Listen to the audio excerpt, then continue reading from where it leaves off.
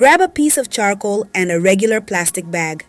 Place the charcoal inside the bag, making sure it's sealed securely.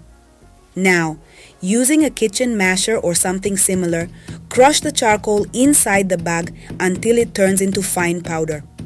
Once the charcoal is completely powdered, set the bag aside and grab a funnel. Pour all the powdered charcoal from the bag through the funnel into a glass container. Now, take a medium-sized lemon and slice it in half using a knife.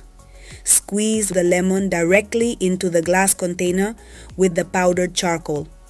Don't worry if you get a little pulp in there, it's all part of the process.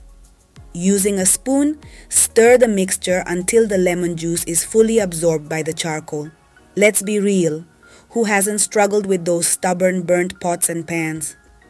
Whether it's from a forgotten stew or an overly ambitious stir-fry, cleaning burnt cookware can feel like a full-body workout. Just take a little bit of this paste, spread it evenly over the burnt areas of your pot or pan, and let it sit for about 30 minutes. Then rinse the pan with water and watch as most of the burnt residue disappears instantly. For any remaining spots, just use a gentle scrubber or sponge and lightly buff the surface.